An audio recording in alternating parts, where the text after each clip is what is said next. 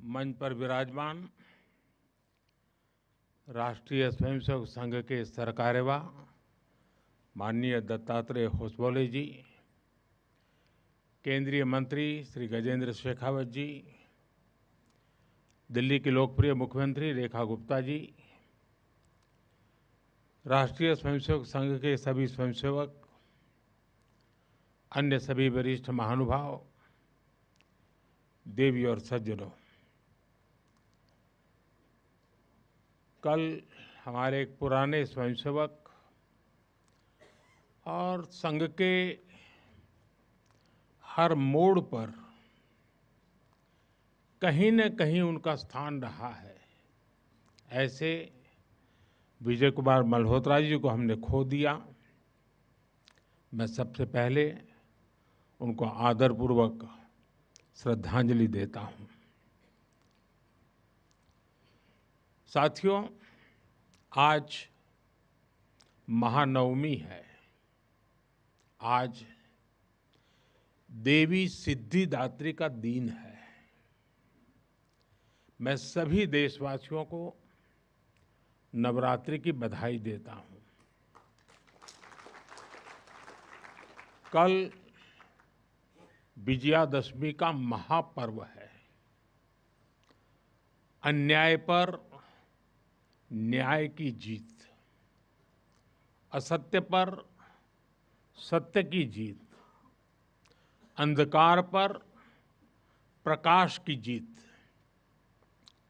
विजयादशमी भारतीय संस्कृति के इस विचार और विश्वास का कालजयी उद्घोष है।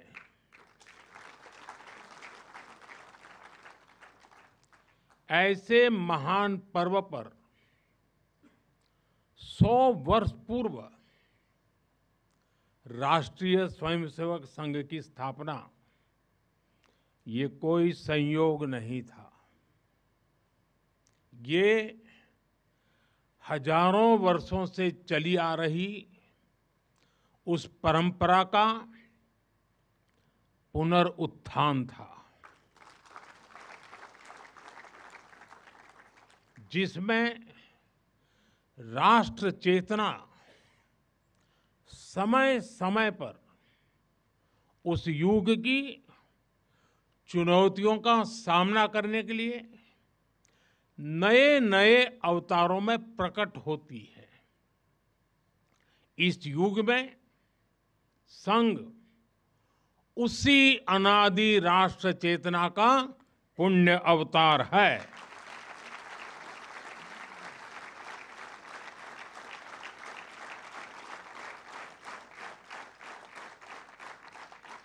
साथियों, यह हमारी पीढ़ी के स्वयंसेवकों का सौभाग्य है कि हमें संघ के शताब्दी वर्ष जैसा महान अवसर देखने को मिल रहा है। मैं आज इस अवसर पर राष्ट्र सेवा के संकल्प को समर्पित कोटि कोटि स्वयंसेवकों को शुभकामनाएं देता हूं, अभिनंदन करता हूं। मैं संघ के संस्थापक, हम सभी के आदर्श परम पूज्य डॉक्टर हेडगेवार जी के चरणों में श्रद्धांजलि अर्पित करता हूं। साथियों, संघ की 100 वर्ष की इस गौरवमयी यात्रा की स्मृति में आज भारत सरकार ने विशेष डाक टिकट और स्मृति सिक्के जारी किए हैं। 100 रुपये के सिक्के पर एक और राष्ट्रीय चिन्ह है और दूसरी ओर सिंह के साथ वरद मुद्रा में भारत माता की भव्य छवि और समर्पण भाव से उसे नमन करते स्वयंसेवक दिखाई देते हैं।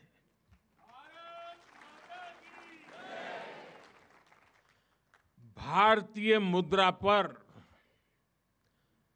भारत माता की तस्वीर संभवतः स्वतंत्र भारत के इतिहास में पहली बार ऐसा हुआ है।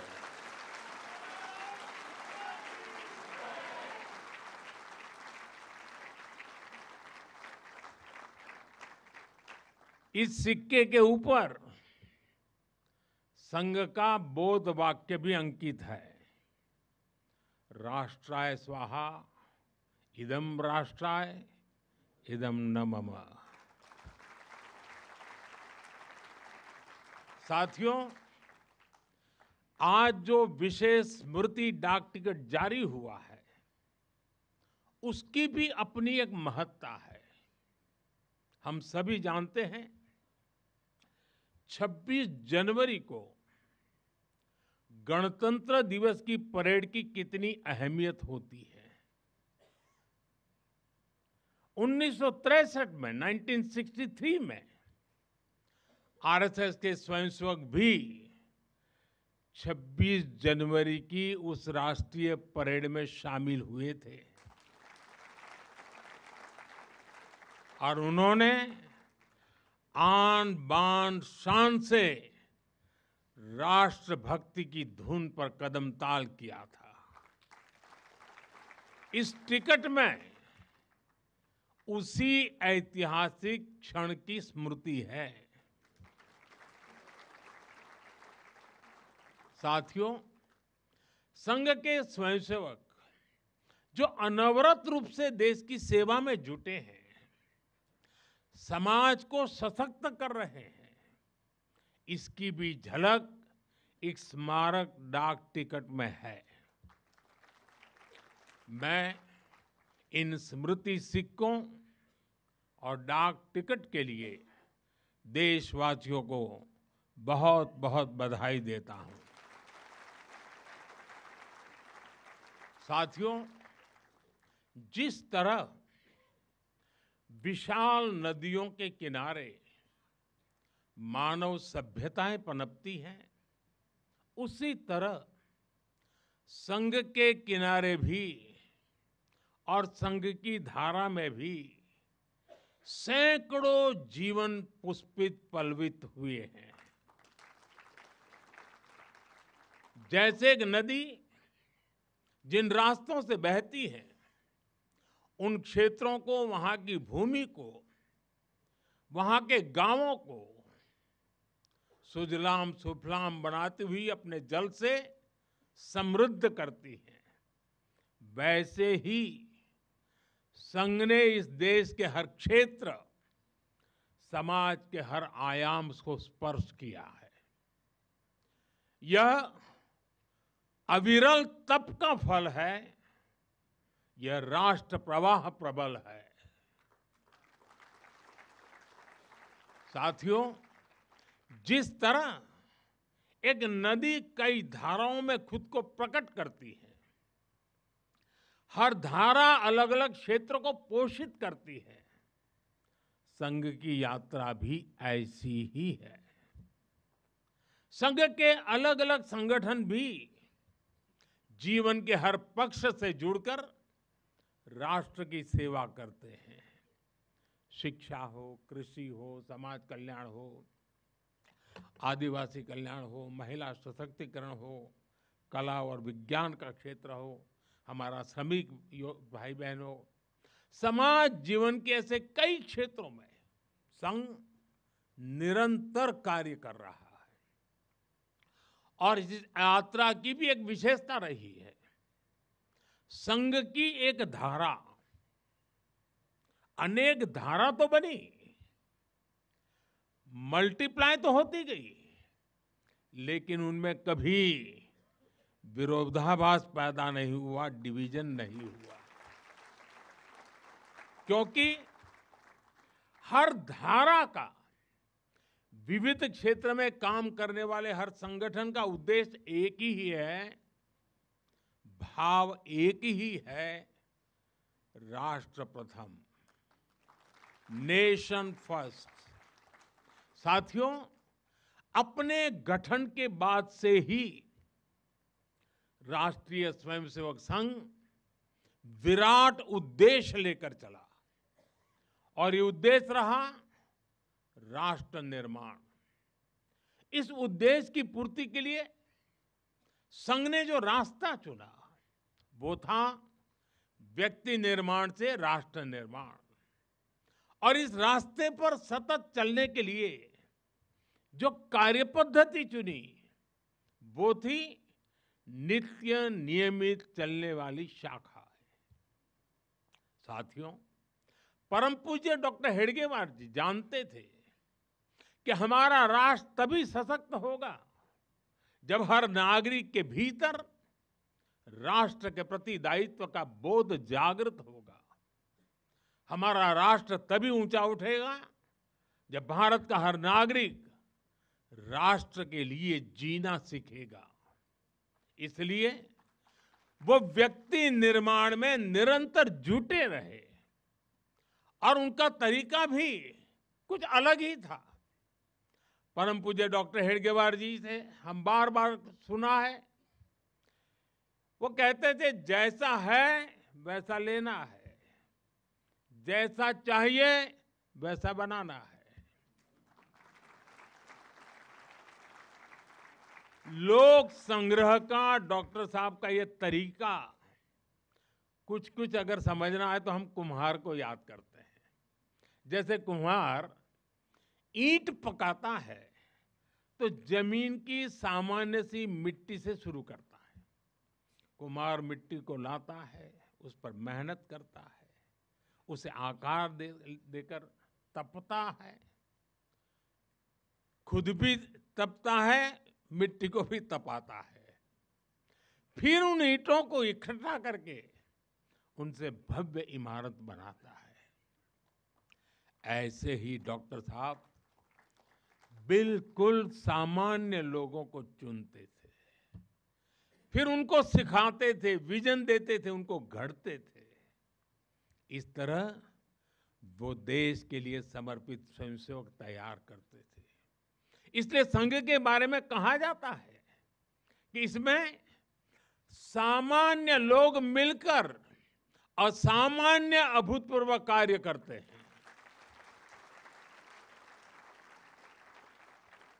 साथियों, व्यक्ति निर्माण की ये सुंदर प्रक्रिया हम आज भी संघ की शाखाओं में देखते हैं।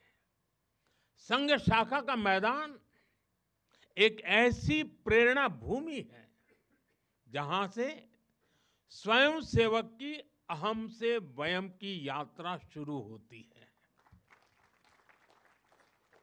संघ की शाखाएं व्यक्ति निर्माण की यज्ञ वेदी है। इन शाखाओं में व्यक्ति का शारीरिक, मानसिक और सामाजिक विकास होता है। स्वयंसेवकों के मन में राष्ट्र सेवा का भाव और साहस दिन प्रतिदिन पनपता रहता है। उनके लिए त्याग और समर्पण सहज हो जाता है। श्रेय के लिए प्रतिस्पर्धा की भावना समाप्त हो जाती है और उन्हें सामूहिक निर्णय और सामूहिक कार्य का संस्कार मिलता है। साथियों, राष्ट्र निर्माण का महान उद्देश्य व्यक्ति निर्माण का स्पष्ट पथ और शाखा जैसी सरल जीवंत कार्य पद्धति, यही संघ की 100 वर्षों की यात्रा का आधार बने हैं। इन्हीं स्तंभों पर खड़े होकर संघ ने लाखों स्वयंसेवकों को गढ़ा, जो विभिन्न क्षेत्रों में देश को अपना सर्वोत्तम दे रहे हैं, देश को आगे बढ़ाने के लिए निरंतर प्रयास कर रहे हैं। समर्पण से, सेवा से और राष्ट्र के उत्कर्ष की साधना से साथियों, संघ जब से अस्तित्व में आया, संघ के लिए देश की प्राथमिकता ही उसकी अपनी प्राथमिकता रही है। इसलिए जिस कालखंड में जो बड़ी चुनौती देश के सामने आई, संघ ने उस कालखंड के अंदर अपने आप को झोंक दिया, संघ उससे जूझता रहा। आजादी की लड़ाई के समय देखें तो परम पूज्य डॉक्टर हेडगेवार जी समेत अनेक कार्यकर्ता ने स्वतंत्रता आंदोलन में हिस्सा लिया। डॉक्टर साहब कई बार जेल तक गए। आजादी की लड़ाई की कितने ही स्वतंत्रता सेनानियों को संघ संरक्षण देता रहा, उनके साथ कंधे से कंधा मिलाकर काम करता रहा। 1942 में 1942 में जब चिमूर में अंग्रेजों के खिलाफ आंदोलन हुआ तो उसमें अनेक स्वयंसेवकों को अंग्रेजों के भीषण अत्याचार का सामना करना पड़ा। आजादी के बाद भी हैदराबाद में निजाम के अत्याचारों के खिलाफ संघर्ष से लेकर गोवा के स्वतंत्रता आंदोलन और दादरा नगर हवेली की मुक्ति तक संघ ने कितने ही बलिदान दिए और भाव एक ही रहा, राष्ट्र प्रथम। लक्ष्य एक ही रहा, एक भारत श्रेष्ठ भारत। साथियों, राष्ट्र साधना की इस यात्रा में ऐसा नहीं है कि संघ पर हमले नहीं हुए, संघ के खिलाफ साजिशें नहीं हुई। हमने देखा है कैसे आजादी के बाद भी संघ को कुचलने का प्रयास हुआ, मुख्य धारा में आने देने का और उसे न आने से रोकने का अनगिनत षड्यंत्र हुए। परम पूज्य गुरु जी को झूठे केस में फंसाया गया, उन्हें जेल तक भेज दिया गया। लेकिन जब पूज्य गुरु जी जेल से बाहर आए तो उन्होंने सहज रूप से कहा, और शायद इतिहास की तवारीख में ये भाव, ये शब्द एक बहुत बड़ी प्रेरणा है। तब परम पूज्य गुरु जी ने बहुत सहजता से कहा था, कभी कभी जीभ दांतों के नीचे आकर दब जाती है, कुचल भी जाती है, लेकिन हम दांत नहीं तोड़ देते, क्योंकि दांत भी हमारे हैं और जीभ भी हमारी है। आप कल्पना कर सकते हैं, जिन्हें जेल में इतनी यातनाएं दी गई, जिन पर भांति भांति के अत्याचार हुए, उसके बाद भी परम पूज्य गुरु जी के मन में कोई रोष नहीं था, कोई दुर्भावना नहीं थी। यही परम पूज्य गुरु जी का ऋषि तुल्य व्यक्तित्व था। उनकी यही वैचारिक स्पष्टता संघ के प्रत्येक स्वयंसेवक के जीवन के मार्गदर्शक बनी। इसी ने समाज के प्रति एकात्मता और आत्मीयता के संस्कारों को सशक्त किया। और इसलिए चाहे संघ पर प्रतिबंध लगे, चाहे षड्यंत्र हुए, झूठे मुकदमे हुए, संघ के स्वयंसेवकों ने कभी कटुता को स्थान नहीं दिया, क्योंकि वो जानते हैं हम समाज से अलग नहीं है। समाज हम सबसे ही तो बना है। जो अच्छा है वो भी हमारा है, जो कम अच्छा है वो भी हमारा है।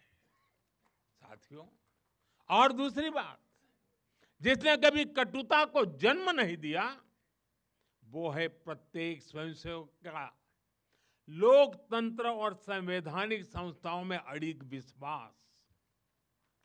जब देश पर इमरजेंसी थोपी गई तो इसी एक विश्वास ने हर स्वयंसेवक को ताकत दी, उसे संघर्ष करने की क्षमता दी। इन्हीं दो मूल्यों समाज के साथ एकात्मता और संवैधानिक संस्थाओं के प्रति आस्था ने संघ के स्वयंसेवकों को हर संकट में स्थित प्रज्ञ बना के रखा, समाज के प्रति संवेदनशील बनाए रखा। इसलिए समाज के अनेक थपेड़े झेलते हुए भी संघ आज तक विराट वट वृक्ष की तरह अडिग खड़ा है। देश और समाज की सेवा में निरंतर कार्य कर रहा है। अभी यहां हमारे एक स्वयंसेवक ने इतनी सुंदर प्रस्तुति दी, शून्य से एक शतक बने, शून्य से एक शतक बने, अंक की मन भावना, भारती की जय विजय हो, ले हृदय में प्रेरणा, कर रहे हम साधना, मातृभू आराधना। और उस गीत का संदेश था, हमने देश को ही देव माना है और हमने देह को ही दीप बना करके जलने का सीखा है। वाकई यह अद्भुत था। साथियों, प्रारंभ से संघ राष्ट्रभक्ति और सेवा का पर्याय रहा है।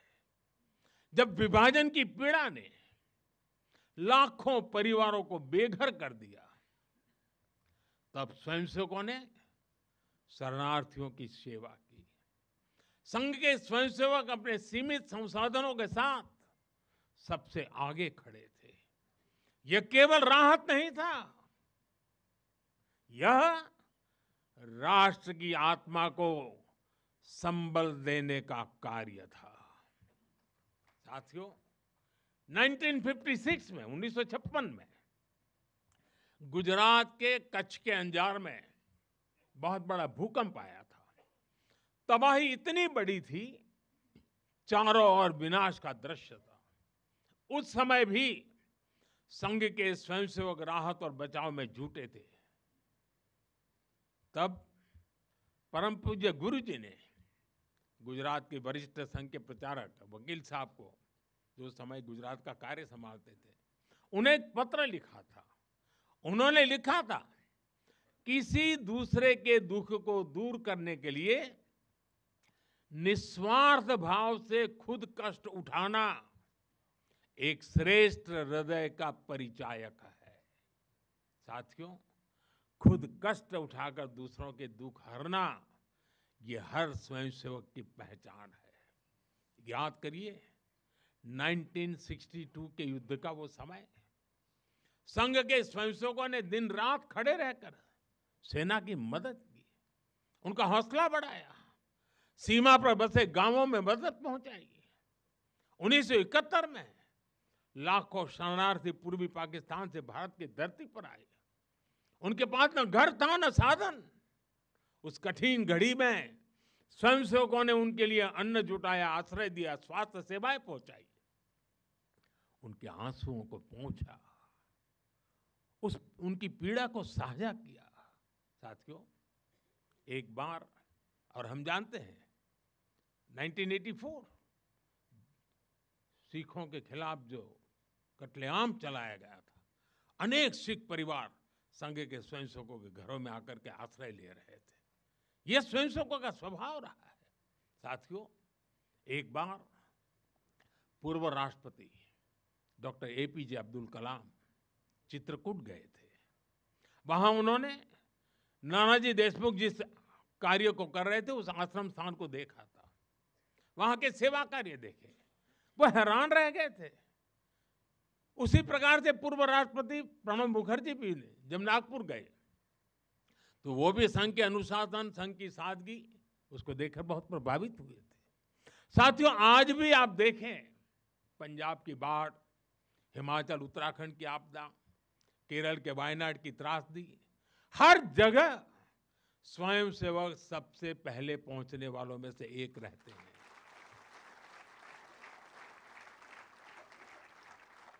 कोरोना काल में तो पूरी दुनिया ने संघ के साहस और सेवा भाव का प्रत्यक्ष प्रमाण देखा है। साथियों, अपनी 100 वर्ष की इस यात्रा में संघ का एक बड़ा काम ये रहा है, उसने समाज के अलग अलग वर्गों में आत्मबोध जगाया, स्वाभिमान जगाया।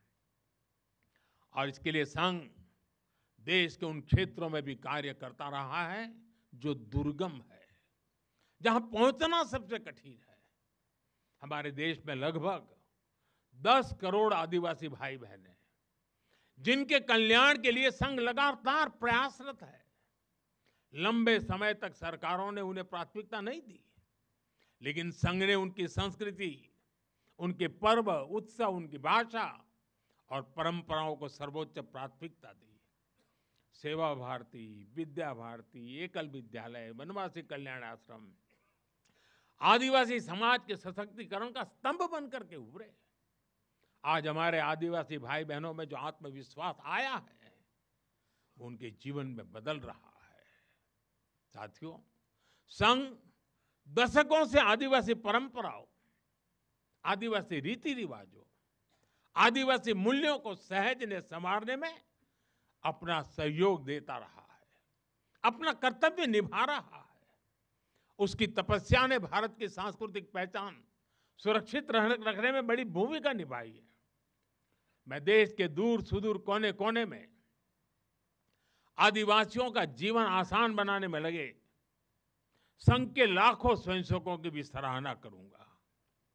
साथियों, समाज में सदियों से घर कर चुकी जो बीमारियां हैं, जो ऊंच नीच की भावना है, जो कुप्रथाएं हैं, छुआछूत जैसी गंदगी भरी पड़ी है, ये हिंदू समाज की बहुत बड़ी चुनौती रही है। एक ऐसी गंभीर चिंता है जिस पर संघ लगातार काम करता रहा है। एक बार महात्मा गांधी जी वर्धा में संघ के शिविर में गए थे।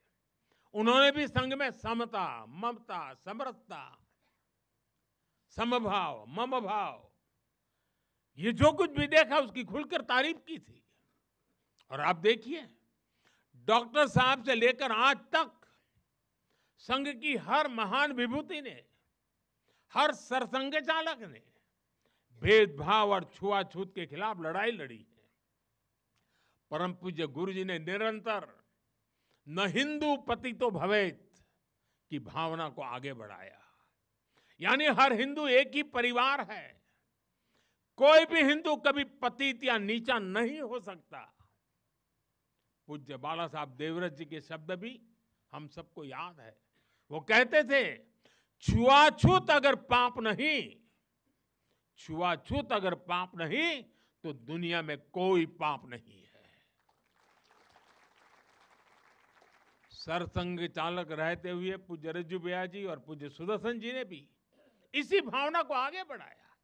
वर्तमान सरसंघ चालक आदरणीय मोहन भागवत जी ने भी समरसता के लिए समाज के सामने स्पष्ट लक्ष्य रखा है और गांव गांव तक इस बात की ज्योत जगाई है। क्या है वो? उन्होंने कहा, एक कुआं, एक मंदिर और एक श्मशान। इसे लेकर संघ देश के कोने कोने में गया है। कोई भेदभाव नहीं, कोई मतभेद नहीं, कोई मनभेद नहीं।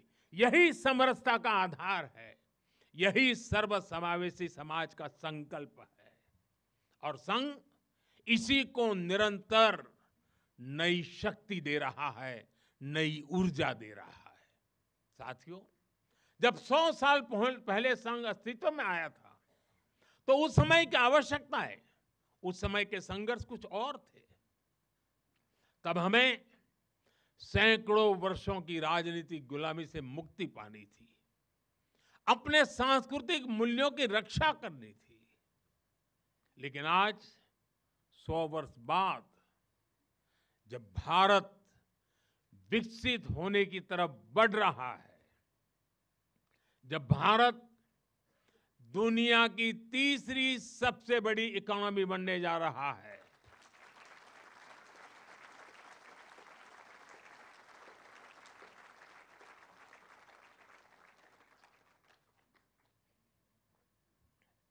जब देश और देश का बहुत बड़ा गरीब वर्ग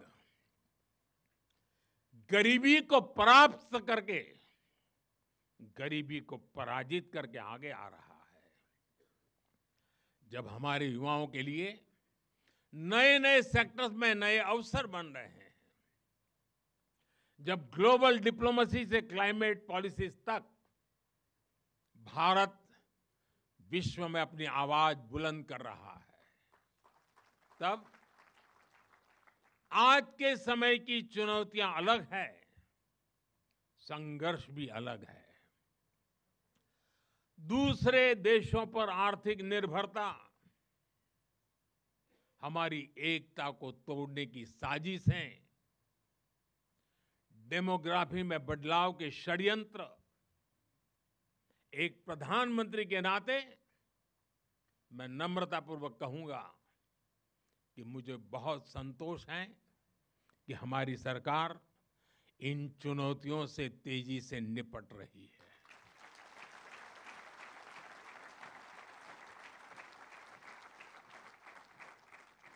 वहीं एक स्वयंसेवक के नाते मुझे ये भी खुशी है कि राष्ट्रीय स्वयंसेवक संघ ने न केवल इन चुनौतियों को पहचान की है, बल्कि इन चुनौतियों से निपटने के लिए ठोस रोड मैप भी बनाया है।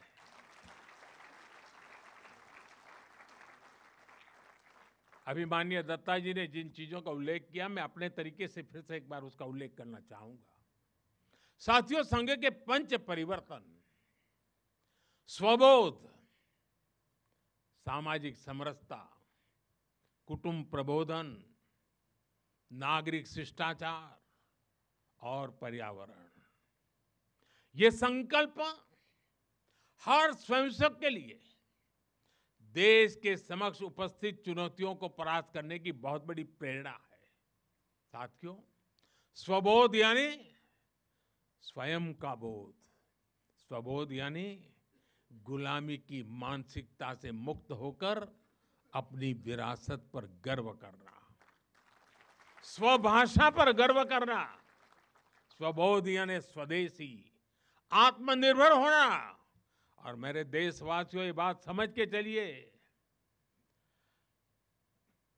आत्मनिर्भर ये विकल्प के तौर पर नहीं है, ये अनिवार्यता के रूप में है।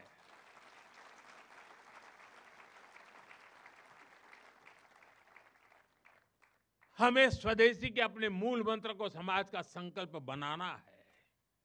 हमें वोकल फॉर लोकल के अभियान को उसकी सफलता के लिए वोकल फॉर लोकल ये हमारा निरंतर एक नई ऊर्जा प्रदान करने वाला घोषवाक्य होना चाहिए, प्रयास होना चाहिए। साथियों, संघ ने सामाजिक समरसता को हमेशा अपनी प्राथमिकता बनाए रखा है। सामाजिक समरसता यानी वंचित को वरीयता देकर सामाजिक न्याय की स्थापना करना, देश की एकता को बढ़ाना। आज राष्ट्र के सामने ऐसे संकट खड़े हो रहे हैं जो हमारी एकता, हमारी संस्कृति और हमारी सुरक्षा पर सीधा प्रहार कर रहे हैं। अलगाववादी सोच, क्षेत्रवाद, कभी जाति, कभी भाषा को लेकर विवाद, कभी बाहरी शक्तियों द्वारा भड़काई गई विभाजनकारी प्रवृत्तियां, ये सब अनगिनत चुनौतियां हमारे सामने खड़ी है। भारत की आत्मा हमेशा विविधता में एकता ही रही है। अगर इस सूत्र को तोड़ा गया तो भारत की शक्ति भी कमजोर होगी, और इसलिए हमें इस सूत्र को निरंतर जीना है, उसे मजबूती देनी है। साथियों, सामाजिक समरसता को आज डेमोग्राफी में बदलाव के षड्यंत्र से, घुसपैठियों से भी बड़ी चुनौती मिल रही है। यह हमारी आंतरिक सुरक्षा और भविष्य की शांति से भी जुड़ा हुआ प्रश्न है, और इसलिए मैंने लाल किले से डेमोग्राफी मिशन की घोषणा की है। हमें इस चुनौती से सतर्क रहना है, इसका डटकर मुकाबला करना है।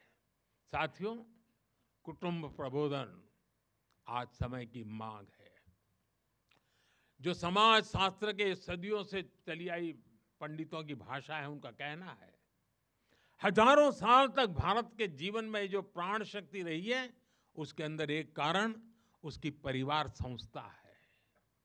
भारतीय समाज व्यवस्था की सबसे मजबूत इकाई अगर कोई है तो भारतीय समाज में पनपी हुई एक मजबूत परिवार व्यवस्था है।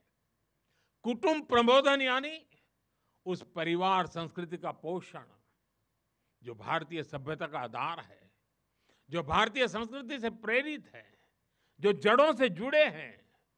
परिवार के मूल्य, बुजुर्गों का सम्मान, नारी शक्ति का आदर, नौजवानों में संस्कार, अपने परिवार के प्रति दायित्व को निभाना, उसे समझना, उस दिशा में परिवार को, समाज को जागरूक करना बहुत ही आवश्यक है। साथियों, अलग अलग कालखंड में जो भी देश आगे बढ़ा, उसमें नागरिक शिष्टाचार की बहुत बड़ी भूमिका रही है। नागरिक शिष्टाचार अर्थात कर्तव्य की भावना, नागरिक कर्तव्य का बोध हर देशवासी में हो।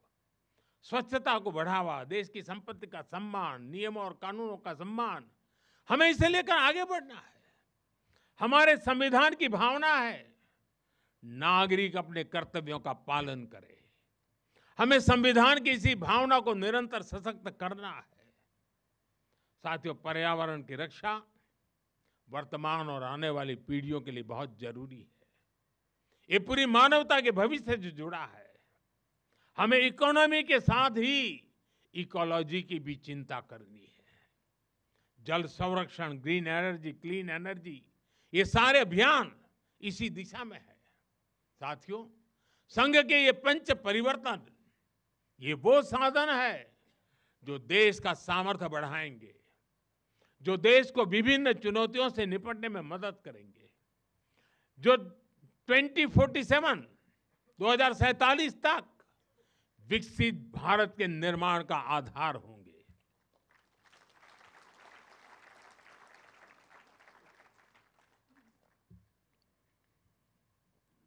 साथियों, 2047 का भारत तत्वज्ञान और विज्ञान, सेवा और समरसता से गढ़ा हुआ वैभवशाली भारत हो।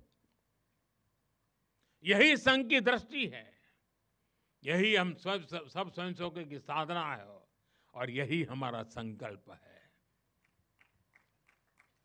साथियों, हमें हमेशा हमेशा याद रखना है, संघ बना है राष्ट्र के प्रति अटूट आस्था से। संघ चला है राष्ट्र के प्रति अगाध सेवा के भाव से। संघ तपा है त्याग और तपस्या की अग्नि में। संघ निखरा है संस्कार और साधना के संगम से। संघ खड़ा है राष्ट्र धर्म को जीवन का परम धर्म मान करके। संघ जुड़ा है भारत माता की सेवा के विराट स्वप्न से। साथियों, संघ का आदर्श है संस्कृति की जड़ें गहरी और सशक्त हो। संघ का प्रयास है समाज में आत्मविश्वास और आत्मगौरव हो। संघ का लक्ष्य है हर हृदय में जन सेवा की ज्योति प्रज्वलित हो। संघ का दृष्टिकोण है भारतीय समाज सामाजिक न्याय का प्रतीक बने। संघ का ध्येय है विश्व मंच पर भारत की वाणी और भी प्रभावी बने। संघ का संकल्प है भारत का भविष्य सुरक्षित और उज्जवल बने। मैं एक बार फिर आप सभी को इस ऐतिहासिक अवसर की बधाई देता हूं। कल विजयादशमी का पावन पर्व है। हम सबके जीवन में विजयादशमी का एक विशेष महत्व है। मैं उसके लिए भी आप सबको शुभकामनाएं देते हुए मेरी वाणी को विराम देता हूं। बहुत बहुत धन्यवाद।